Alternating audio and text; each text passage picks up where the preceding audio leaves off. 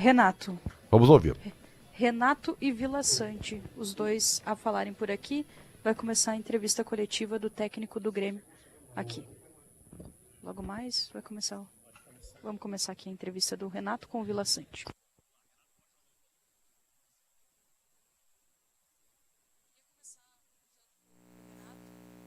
Renato, você entende que a troca feita... Renato, vamos lá. Vamos ver aqui, estamos aguardando, Michele.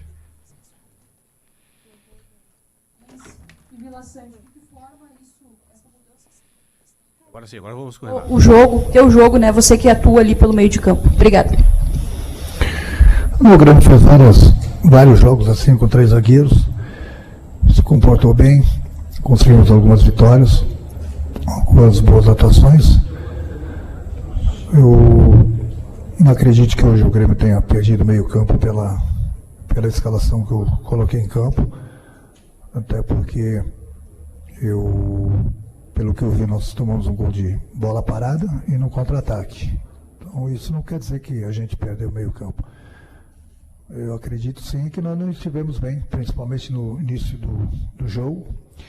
A gente deu espaços para o Fluminense, infelizmente cometemos alguns erros e tomamos os 2 gols. Acho que, como falou o professor, a gente já jogou vários jogos assim, foi muito bem sempre. Hoje tomamos 2 gols por falhas nossas e o futebol se decide em detalhes, assim que acho que a derrota passou por isso. Vila Sante, eu queria saber como é que foi o comportamento de vocês, anímico, psicológico, na hora de decidir nos pênaltis, tendo vindo de uma disputa que eliminou o Grêmio na Copa do Brasil contra o Corinthians. Se isso pesou, acrescentou uma carga a mais emocional para vocês. E Renato, o meu questionamento é sobre a escolha do Cristaldo, começar no banco de reservas. Na última entrevista coletiva se justificou a saída do Gustavo Nunes porque ele estava sendo negociado. O Gustavo Nunes até confirmou isso agora na saída de campo. O Cristaldo no banco é uma decisão estratégica ou tem algo por trás, algo que pode estar também encaminhando uma saída do Cristaldo? Não tem saída não, tem lugar nenhum, é decisão do treinador mesmo. Eu falei para vocês, gente, nós jogamos alguns jogos com 3 zagueiros, nós fomos muito bem. E eu estava, é só vocês entenderem que naquela época eu estava colocando o Franco como um atacante falso, justamente porque nós não tínhamos atacante de área. Hoje eu tenho 3, então não tem essa necessidade de ficar improvisando. Se eu tanto queria as peças para fazerem gols, então simplesmente no esquema que já deu certo várias vezes, eu tirei um meio, no caso o Franco, e coloquei um atacante que sabe ali jogar na posição. Então não tem diferença nenhuma. Nós aqui não nos encontramos no primeiro tempo. Acho que todo jogador que bateu o pênalti tinha confiança. Acho que não pesou a última eliminação. Quem bateu tinha confiança, mas não deu certo. É isso. Vila Sante, ali no vestiário, como é que estava o clima dos jogadores e que impacto vai ter essa eliminação daqui para frente? Restou só o brasileiro para vocês. E para o Renato, o que aconteceu que o Bright White não conseguiu entrar no jogo, principalmente no primeiro tempo? Todo jogador que entra em campo, ele entra para fazer o melhor, né? Nem sempre o jogador está no seu dia.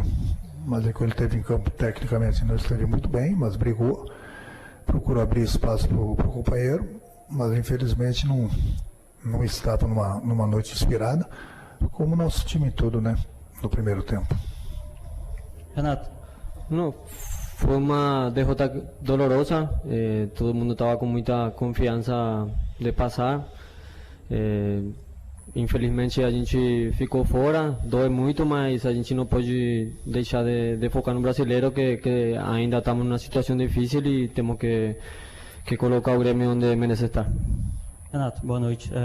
Gostaria que você explicasse o porquê que o Diego Costa e o Nathan Fernandes eles não ficaram como opções no banco de reservas. E o Vila Sante, se puder me explicar ali que teve uma confusão durante a cobrança de pênalti entre os jogadores do Fluminense e do Grêmio, se isso pode ter impactado de alguma forma para o Grêmio. O Diego Costa praticamente jogou quase que os 90 minutos diante do Bahia. É um jogador que estava muito tempo parado, 2 meses, estava com muitas dores musculares. Até se colocou à disposição, mas falou que não estava 100%. Então seria muito arriscado. De repente, se o Márcio sofresse algum tipo de lesão no início do jogo, colocar o Diego seria um risco muito grande, já que ele estava com as dores musculares muito fortes. Quanto ao Diego, então foi isso. E o Natan, o meu grupo é grande. Hoje eu tenho bastante opções. Eu falo sempre para eles, aproveite as oportunidades. Eu não posso levar todo mundo para o banco. Eu levo de acordo com aquilo que eu acho que eu vou precisar durante a partida. Essa briga que aconteceu ali, acho que é normal, acontece sempre dentro do campo e acredito que não influiu nada nas cobranças dos pênaltis. Foi só isso.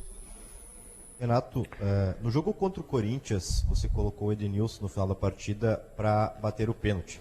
Ele acabou errando naquela ocasião. Hoje, novamente, uma mudança que o Natan entra no final da partida e ele erra o pênalti também, curiosamente, o segundo. E aí, depois para frente, o Grêmio perde as penalidades.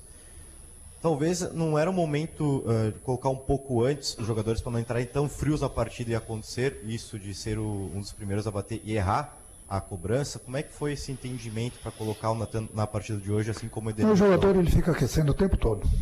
Ele aquece antes da partida, ele aquece no intervalo do jogo e fica aquecendo durante o segundo tempo também. Então nem o jogador entra frio, o jogador entra quente. O jogador entra quente. Então, ele bateu, procurou fazer o gol, infelizmente ele errou. Agora não vamos dar a desculpa que o jogador estava frio, porque hoje em dia no futebol não existe. A todo momento o jogador está se aquecendo. Renato, aqui no teu canto esquerdo. Eu gostaria de entender a tua ideia inicial na escalação. Tu decidiu tirar os dois meias que o Grêmio tem no elenco, o Monsalve e o Cristaldo. Curiosamente, os jogadores que vinham com um desempenho, vou dizer, interessante dentro das últimas partidas. O porquê dessa decisão e o porquê colocar um time, e quero te pedir desculpa pela palavra, tão acadelado no primeiro tempo, tão recuado, aceitando tanto o jogo do Fluminense, por que não jogar como o Grêmio na noite de hoje? Porque no primeiro jogo contra o Fluminense a gente jogou com dois zagueiros e a gente deu bastante espaço para o time do Fluminense, coisa que não poderia acontecer hoje. A gente tinha que ser mais malandro, essa que é a verdade, durante o primeiro tempo, porque a gente não tomássemos aqueles dois gols. Aí você fala que o Miguel e o Franco são bons jogadores e vem se apresentando bem. Eu concordo com você. Aí você fala que o Soteldo e o Martin não vêm bem, então. Bom, então quantos jogadores eu coloco em campo? Bom, então vem no meu lugar. Pega o apito, vai na beira do campo, pede lá para o Guerra para ele te dar um emprego. Aí você faz o que bem entender. Enquanto eu estiver lá, você só faz as perguntas e eu respondo para você.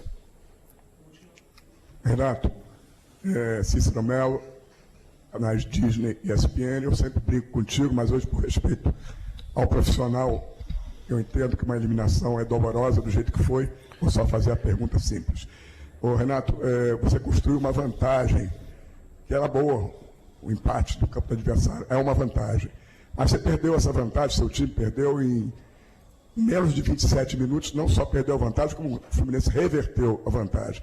Eu imagino como é que é na cabeça de um treinador, jogando num estádio com 50 mil torcedores quase adversários, ter que ir para o intervalo, tendo que mudar o jogo novamente, e você conseguiu, porque o Grêmio jogou melhor, pelo segundo tempo merecia um resultado melhor, e aí a disputa vai para os pênaltis, e nos pênaltis a gente sabe que não depende mais do treinador, não depende mais de tática, depende de outros fatores, concentração, treinamento, tudo mais. Eu queria saber como é que você encara essa eliminação diante de tudo isso que eu relatei, das alternâncias durante o jogo. Boa noite. Boa noite, Cícero. Nós tínhamos um esquema de jogo que, infelizmente, nós não entramos tão atentos como nós deveríamos, e aí a gente pecou pelos nossos próprios erros nos primeiros 45 minutos, e você colocou bem, nós tínhamos uma vantagem, praticamente entregamos a vantagem, e o adversário soube se aproveitar e conseguiu aquela vantagem que nós tínhamos. Nós acertamos algumas coisas no intervalo do jogo, melhoramos, buscamos, fizemos o gol e infelizmente fomos para os pênaltis e infelizmente mais uma vez nós somos eliminados. Obrigado, Renato. Obrigado, Vila Sante. Obrigado, pessoal.